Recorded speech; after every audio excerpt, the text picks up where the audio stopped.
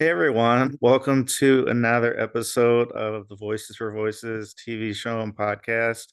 I'm your host, founder of Voices for Voices, Justin Allen Hayes. We are grateful to have you with us. We are over 317 episodes, and we're going strong. And so I just want to thank all our viewers, our listeners, here in Northeast Ohio, across the United States, and over 80 countries, 800 cities across the world. And we couldn't do this without your love and support. So thank you so much for that. If you can do us a huge favor and give us a big thumbs up, like, share, follow, subscribe, that would greatly help us. We do have this huge overarching goal of wanting to help 3 billion people over the course of my lifetime and beyond. And we are well on our way due to you as our viewer and or listener. Doesn't matter what platform you use.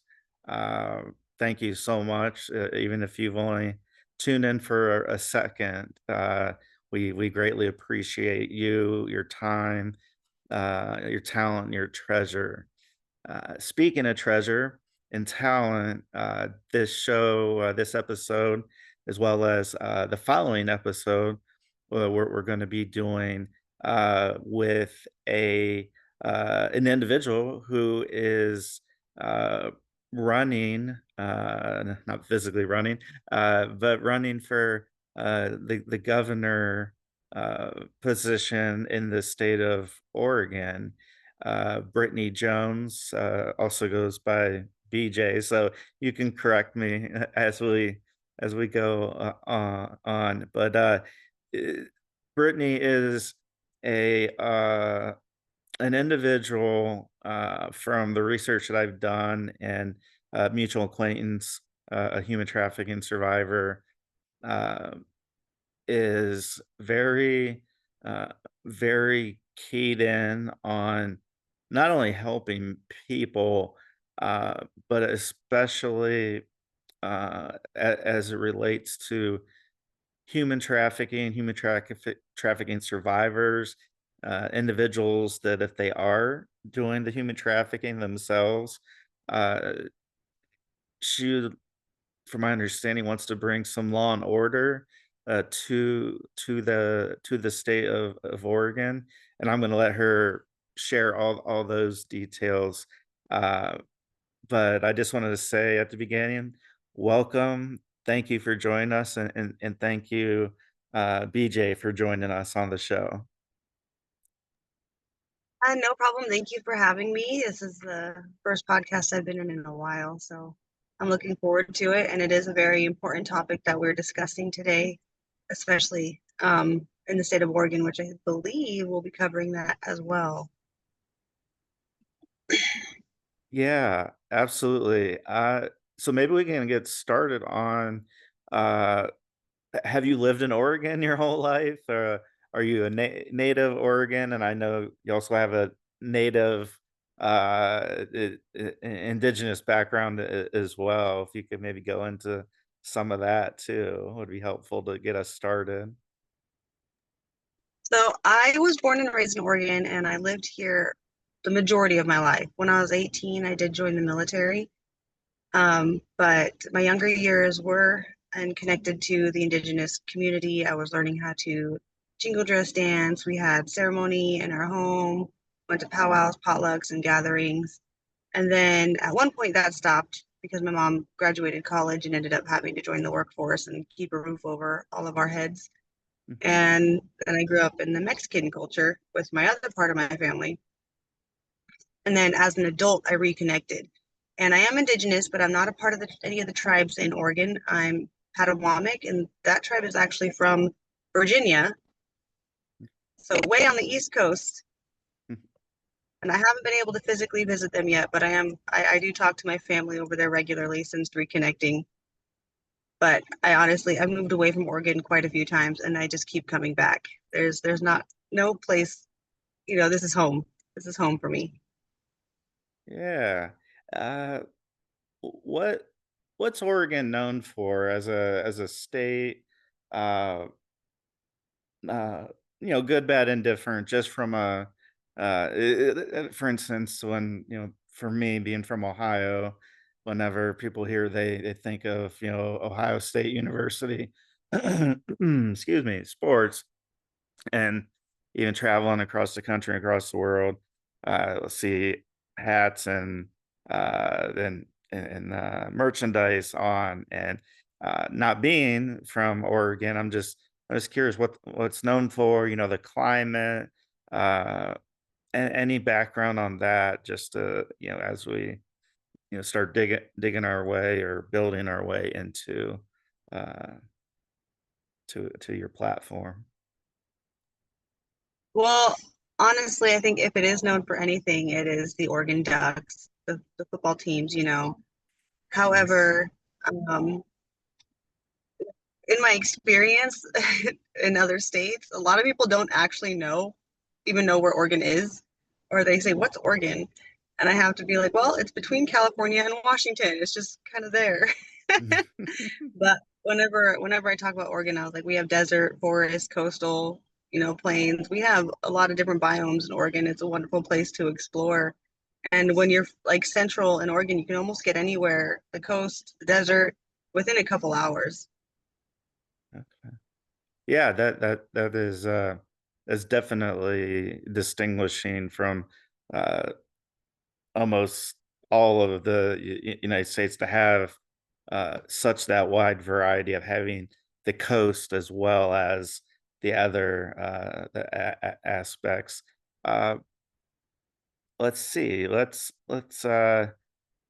just jump into the politics. So, you're campaigning, you're running for the governor's seat in the state of Oregon, where you've lived your life.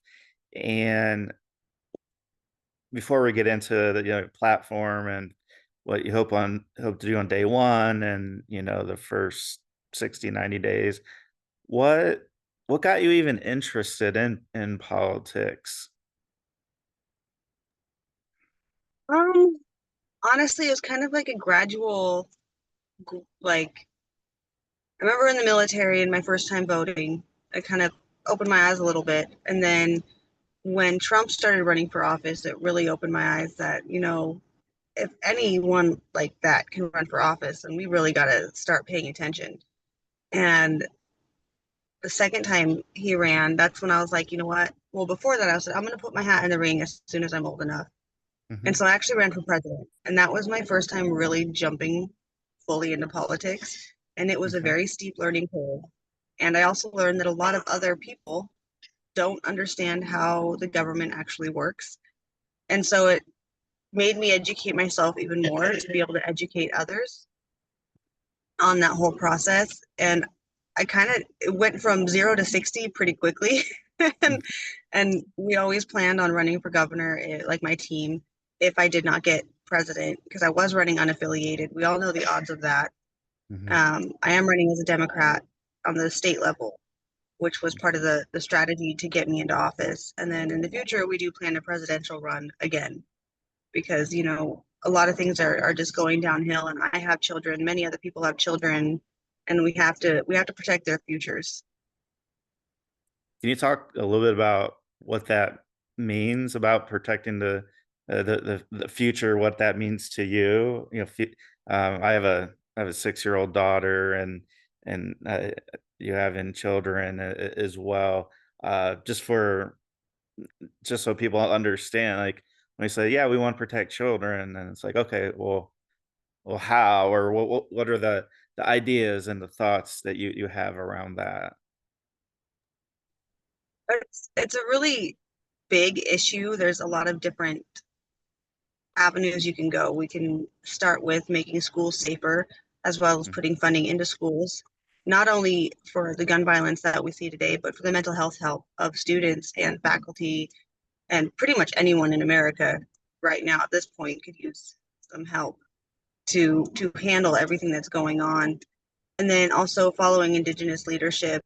and the lead for environmental stewardship, because our children deserve to have clean water to play in and drink, and forests to be able to go and explore and camp, and you know resources to be able to gather. And sorry, my It's okay. daughter's right next to me.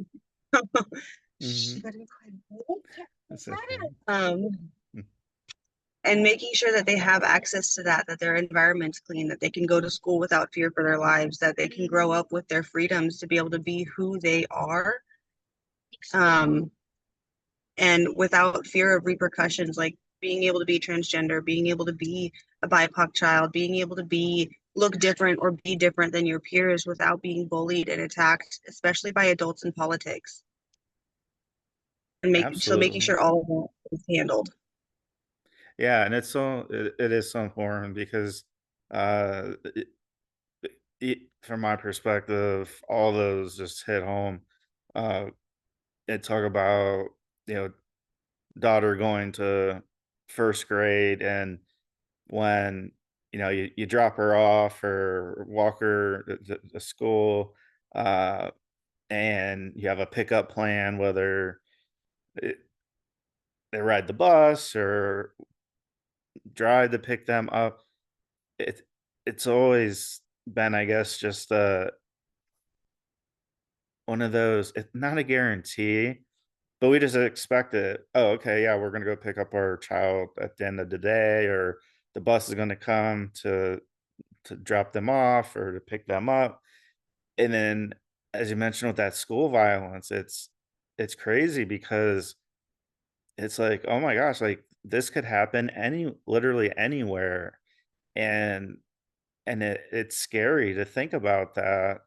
Uh, that you might see them in the morning and then you might not see them again alive. And I do think that's definitely a hot topic across the nation, but especially in Oregon, that's something that you want to do. You want to fight for that.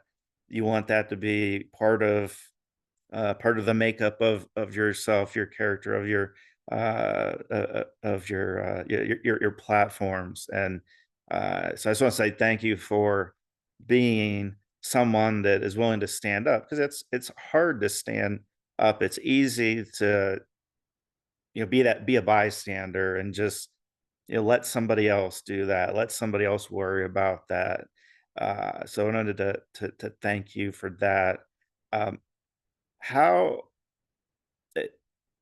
support from the indigenous community, how's that playing a role in running for governor?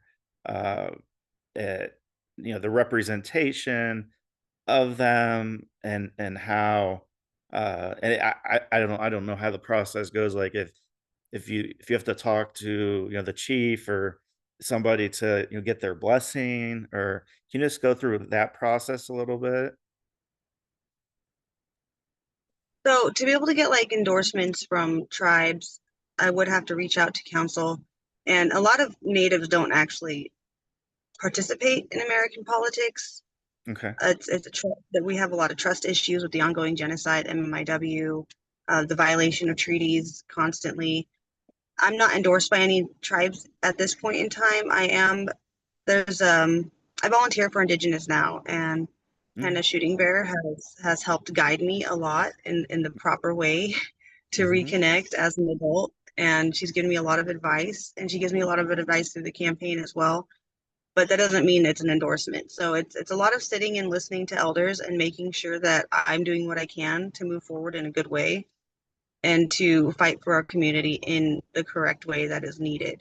And that, depending on which area and which tribe, which location, that could be completely different from one to the next. And with my tribe being all the way in Virginia, I'm not an enrolled member. I'm going to say that I've never claimed to be. Um, it's even harder to get support from way over there, Oh, especially yeah. just for a state level campaign. My cousin's really excited that I'm running, but I'm we just gotta, moving it's, just moving my camera, so got it's it. fine. There we go. So just moving forward in the way that I can, being out there for the community, volunteering, I mean, that's all I can really do. And if people from the Native community choose to support me, then they choose to support me. You know, I can just keep doing the best that I can do to fight for our community in the way that I'm being taught and the way that I know how. Yeah.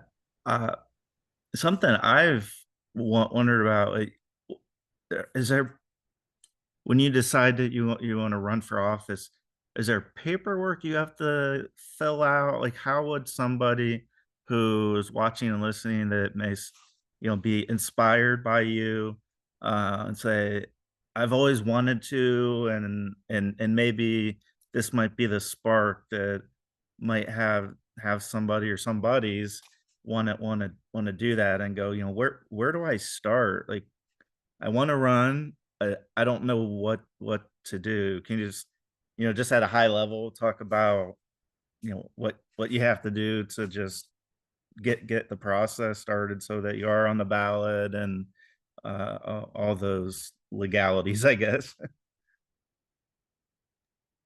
So with sorry for like itching my face so much. I was in a protest march to ICE last night, and there's so much visual tear gas and everything out Oh, there that even though I washed my face and everything, pepper spray.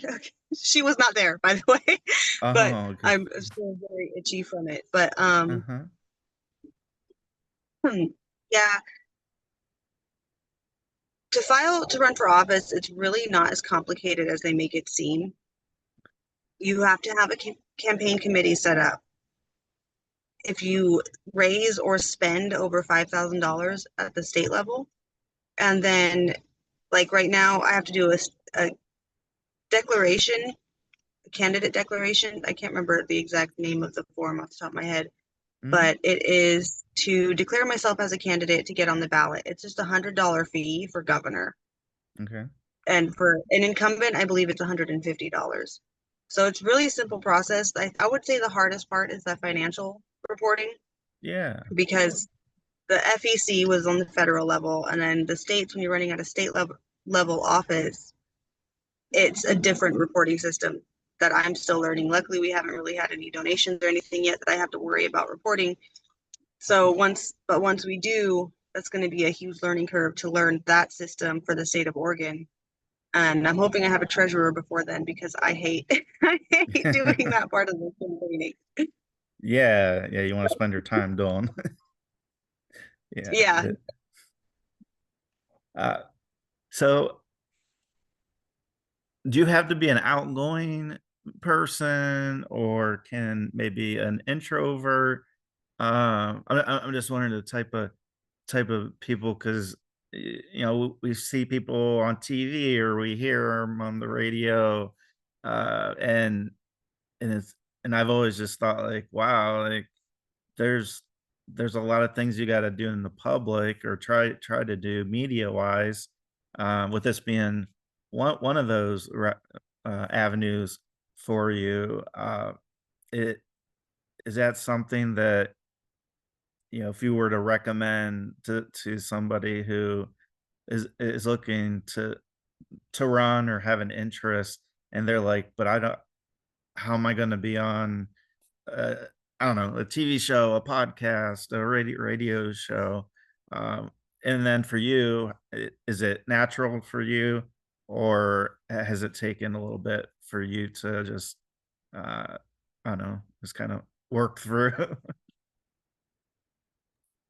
I'm an introvert for sure. I like to just be in my corner with my books and candles, and Hmm. so being around people constantly is can be a bit draining, but I find that when it's something that I'm passionate about, an issue that I'm passionate about, that kind of that anxiety goes away in the moment. Um, we had on the Labor Day protest that we were at in the Salem Capitol, Hmm. one of the people that were volunteering to help out, she actually went from person to person to person to person until she found someone that got me on stage. And that was my first speech in front of a huge crowd like that. And I repeated myself. I had no speech planned. I Hmm. repeated myself, but I was proud that I didn't say or have long pauses. So if Hmm. you are an introvert, you can still run for office if you're passionate about it and it kind of overrides your anxiety.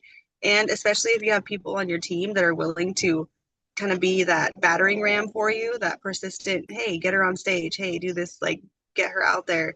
Because I don't like to bother people. I'm very awkward when I approach people Yeah. to like a cold approach. Hey, I'm so and so. Can I get on stage and talk? That's not that's not that doesn't come natural to me. So if you have a good team that can make up for those aspects and be kind of that force to approach people, then even if you're an introvert, you can run for office. Okay. Excellent. No, that's great to hear. Uh my psychiatrist says that that I'm an introvert, and I brought up, I said, but we we do a lot of shows and different media,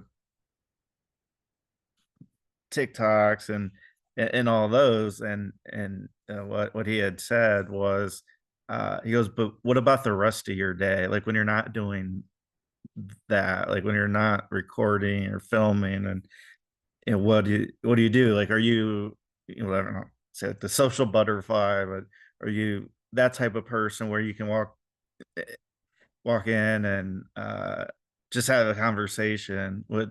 And I said, actually, no. Uh, and so it was interesting just to learn, because I just thought that, oh, well, I'm an extrovert because of these things. I think it's also key for individuals just to be comfortable in their own skin, whatever that is, and to work for those things. Like you said, you mentioned your team and having them being the battering ram to get to the point where you don't have to do the cold call, the cold talking, where you can just be able to focus on what you want to focus on, and talk about the issues and the topics that are important to you, and that you bring, if elected. And I guess at this point, I meant to cover it at the beginning. I just wanted to let all of our viewers, our listeners, no matter where you're at, that any candidate for any office anywhere has an open invitation to come on the show and talk about the their platform, as well as like BJ's doing. So this isn't uh, a an endorsement. So as us wanting to help people, we want to help people everywhere, and so if you're somebody who is running for office, is an incumbent, no matter what state. We're based in Ohio, BJ's in Oregon, but it all comes out, we're all human beings, and so we have that connection, no matter where we're at. So again, open invitation to anybody who is running for office. Doesn't matter what side of the aisle you're on. We'll give you the same airtime as we're doing here. So I had to make sure I squeeze that in here to make sure that gets out there. Uh, so what's a day in the life of a candidate running for governor in the state of Oregon? And just for like the average person to know, like, I see them on TV, or I see an article online, or a social media post. Like, what does that look like? And I know all days probably aren't the same, but just maybe in general, if you could touch on that. Well, mine's pretty boring. We're very grassroots, so we don't have like teams of people running around. I don't have an office to be in every day. What I Mhm. do is I'm constantly texting with my PR manager, constantly chatting with him. We have a small group of volunteers that we meet up with once a week, and we kind of chat and signal and go back and forth about plans and things we can do. But other than that, I work all the time. I do DoorDash to keep my schedule open. Mhm. And so, like throughout the day, I'm available for phone calls, meetings, driving to Salem or Eugene or anywhere I need to be at a short, like in short notice. And then that way I can be available for events. And of course, I get my daughter to and from school. She's homesick Yeah. today, but that starts the day off. It's very early in the morning, getting up and getting her ready. And then I have to be back to pick her up from school. And I try to fit meetings in when she's in school rather than after. But I guess Mondays are the days that everything happens because that's when the volunteers meet up and we go over everything we've done for the week. And Yeah. um, a lot of times it's through signal or video call, but we're trying to move to in-person meetups just to help build our connection as a team. And so our next one's Monday, and I'm excited for that one. Great. We're about ready to close out this particular episode. But before we do that, is there a website, or how can people learn more about you as a person and as a candidate? There is a website. It is a free website, so it's like wixsitebj.org, and so it's a little complicated to say. But if you go to Facebook and look for Jones for Governor 2026, or TikTok is BJ for Oregon, and then Instagram is Jones, the number 4, OR Governor 2026. And all of those have the link to my website that has platforms, plans of actions, legislation that I've been working on, and everything that I want to do as governor is on that website. And we are adding more almost constantly. And the election date, what is it? November 5th of 2026, or uh So the primaries are coming up first, and they're in May. So you have to be a oh, okay. Democrat to vote in the primaries. And Okay. Tina hasn't said if she's running again yet, so I don't know if I'm going up against an incumbent. Hmm. But in the primaries, I think it's May 26th. I could be wrong. And then after that, it is November 5th for the general election. Okay. So yeah, viewers, listeners, again, please, if you're interested, check out uh, BJ's website. It's going to be building as the days and the minutes and seconds go by, because uh, I have a feeling that this is going to be one of the first of many opportunities that she's going to be able to come on and talk about uh, running for governor of the state of Oregon, and that is in 2026. She mentioned the primaries are in May, the general election is in November, and again, just want to keep that invitation open.